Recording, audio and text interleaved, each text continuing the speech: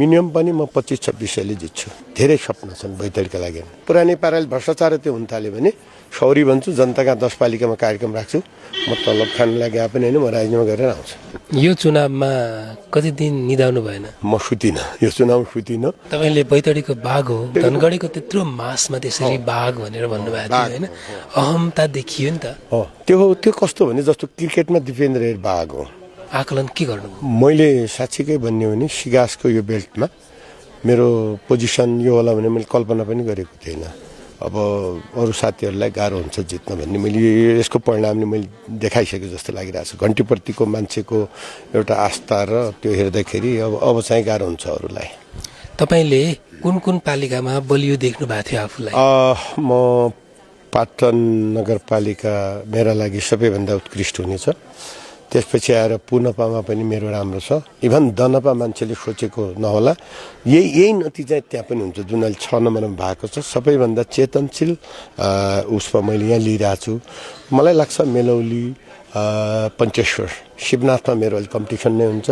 अब यो कम्पिटिसनको भने यो अवस्था भइरहेछ भने करिब म दोगडेमा पनि मेरो राम्रो छ। अहिले हेर्दाखेरि डिलासेनियरमा कस्तो छ भने काहीँ बाइक 2 सेकेन्ड पनि थोरै मतले हुन्छु, नत्र अराउन्ड 5-6 पालिकामा चाहिँ म अगाडि हुन्छु। तपाईँले कति मतले जितिएला भनेर आकलन गर्नुभएको? हेर्नुहोस्, अब यहाँ मैले आशा गरेको थिएँ कम्तीमा 5,000 मतको डिफ्रेन्स देखिरहेको थिएँ, किनभने पब्लिकको सेन्टिमेन्ट पुरै चेन्ज थियो, त्यो देखिरहेको थिएँ। अब अहिले हेर्दाखेरि डिफेन्स राम्रै हुन्छ जस्तो लागेको छ, तर बिचमा विभिन्न गेमहरू भए, त्यसले गर्दाखेरि म भन्न सक्दिनँ। तर पनि मिनिमम पनि म 25-26 सयले जित्छु।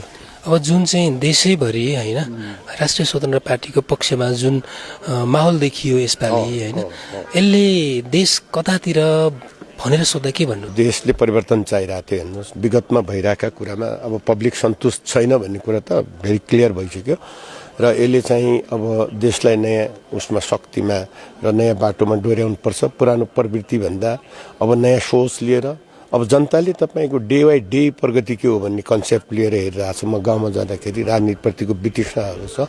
यसले गर्दाखेरि अब पुरानो कन्सेप्टमा हामी गयौँ, स्लो भयौँ र हामीले दिएका बाचाहरू जनतालाई पुरा गर्न सकेनौँ भने त्यसपछि हामीले पनि नराम्रो परिणाम भोग्नुपर्ने अवस्था हुन्छ। तपाईँकै फोन रिसिभ हुन छोड्यो भनेर पनि केही भोटरले पनि भने होइन। अब भोलि तपाईँको भूमिका कस्तो हुन्छ? जनतालाई चाहिँ कतिको जिम्मेवार भएर जनताका लागि उभिनुहुन्छ? होइन, अब तपाईँको कस्तो भने अब राष्ट्रका राम्रो बन्नुभन्दा पनि आफैले नसम्हाल्न सकेर विगतको पार्टीहरूको गतिविधिले गर्दाखेरि नै राष्ट्रपा आएको हो के। मतलब राष्ट्रपाले धेरै राम्रो गर्यो भन्नलाई त म भन्दिनँ, किनभने 21 सिट थियो। 21 सिट हुँदा पनि त्यो हाउसमा उठाएको मुद्दाहरू अब भुटानी शरणार्थीदेखि लिएर हातमा पाए बेला धेरै कुराहरू गर्न खोजेको अवस्था थियो। र विगतमा भएको पार्टीहरूले चाहिँ त्यही कन्सेप्टले अगाडि बढिरहनु, भ्रष्टाचारको कारणले गर्दाखेरि पनि अब नयाँ शक्ति चाहिन्छ भनेर अब मेरो कुरा जहाँसम्म गर्नुहुन्छ, म 1 नम्बरको गार्जियन हुन चाहन्छु। ममा इच्छा शक्ति छ र म यो देशकै, म आफ्नो इच्छा शक्ति त त्यो हो नि त। भोलि रवि बालेन्द्र छ भने म पनि हरिमोहन भण्डारी पनि छ, म केही गर्छु र लेट्स चेन्ज भन्छु। तर मेरा लागि थुप्रै च्यालेन्ज छ। भोलिको दिन बाइदिए मैले विजय भएर गयो भने थुप्रै च्यालेन्जहरू छ मेरा लागि, किनभने एक्सपेक्टेसन धेरै छ मसित। मलाई त्यति सजिलो छैन। त्यही भएर नयाँ एउटा कन्सेप्ट लिएर म बढिरहेको छु। भगवान्ले के गर्छ हेरौँ केही दिनमा। तपाईँले बैतडीको बाघ हो, बैतडीको बालेन हो भनेर पनि भन्नुभएको थियो होइन? धनगढीको त्यत्रो मासमा त्यसरी बाघ भनेर भन्नुभएको थियो होइन? अहमता देखियो नि त। त्यो कस्तो भने जस्तो क्रिकेटमा दिपेन्द्र हेर बाघ हो। मैले के भने पोलिटिक्समा एक्लै लडेर मैले चाहिँ तपाईँको 2 पार्टी हराएँ। पोलिटिकल इभेन्ट्समा यो कसैले सक्दैन बैतडी भन्ने मेरो च्यालेन्ज हो त्यो बेलाको। त्यही भएर राजनीतिक क्षेत्रमा मैले विगत देखाएकोले म यसको बाघ हो भने हो। बालेन होइन, मैले बालेन्द्र भनेको के हो भने बालेनले काम गरेको छ र म अझ काम गर्न चाहन्छु। तपाईँको मैले धनगढीमा भनेको छु, म यो देशको बालेन पनि बन्न चाहन्छु, रवि पनि बन्न चाहन्छु। सक्यो भन्दा योभन्दा राम्रो गरेर जान्छु भन्ने मेरो चाहना त छ नि त, इच्छा शक्ति त छ नि त। होला नहोला त्यो आफ्नो ठाउँमा छ तपाईँको।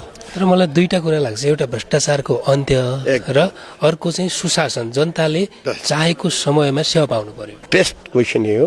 फर्स्ट काम भ्रष्टाचारको अन्त्य। यो जुन शहीद दशरथको नामले चिनिएको जिल्ला आज भ्रष्टाचारमा 1 नम्बर 2 नम्बर भएर चिनिनु हाम्रा लागि दुर्भाग्यपूर्ण कुरा हो। करप्सन पहिलो कन्ट्रोल गर्नुपर्छ। म हाउसमा उठाउने फर्स्ट आवाज करप्सन हो। त्यसपछि डेभलपमेन्टका सुशासन एकदमै इम्पोर्टेन्ट छ। हामी सबका लागि हुन्छौँ भएपछि यो म मेरो पार्टीको लागि हुने भन्ने हुँदैन, म सबको लागि म यो जिल्लाको गार्जियन हो। म जब हरिमोहन यो जिल्लाले पाउँछ त्यसपछि फिल गर्छ, बैतडीको प्रत्येक जनता प्रत्येक टोलले फिल गर्छ हाम्रो पोजिसन हाउसभित्र के हो र हामी कहाँ हुन्छौँ र यो बैतडी चिनायो भने चाहिँ म गर्छु यो कुरा चाहिँ। अब जित्ने सम्भावना देखिएको छ, जित्नुभयो भने कस्तो व्यवहार हुन्छ तपाईँ? मेरो व्यवहारमा परिवर्तन के पनि छैन। इभन दाइ भाइ हुन् कङ्ग्रेस एमाले पनि यहाँ धेरै सम्भावना छ। म उहाँहरूको राय सल्लाह पनि लिन्छु, उहाँहरूसित क्याम्पिङहरू गर्छु। म तपाईँहरूको अनुभव के छ, अहिलेसम्म विगतमा के छ, के गर्न सकिन्छ, हामी के कारणले गर्न सकेनौँ, यो सल्लाह हो। यो त दाजुभाइ हो नि, हामी त पोलिटिक्स सिद्धि हुने। अब व्यवहार भन्ने कुरा चेन्ज हुँदैन, तर राइट कुरामा उनीहरूले पनि मान्नुपर्छ होइन। राइट कुरा म पनि मान्छु र स्वीकारेन गलत कुरा भयो भने म छोड्दिनँ। फेरि बैतडी मेरो थुप्रै सपना छन्। हेर्नुहोस्, मेन एजेन्डा भनेको अब यो राज्यले रक्सी खाएर फुटपाथमा हिँडेर हल्ला गर्ने यो कुरा पनि तुरन्त एक्सन लिनुपर्छ। लाइसेन्स सिस्टम ल्याइदिनुपर्छ, खानेले पनि लाइसेन्स सिस्टम गर्नुपर्छ। इन्भाइरोमेन्ट बनाउनु पऱ्यो नि त। खाने रक्सी खाएर दिउँसो गनाएर हल्ला गर्ने यस्ता खालका नयाँ चेन्जहरू स्टार्ट गर्ने सोच लिइरहेको छु होइन।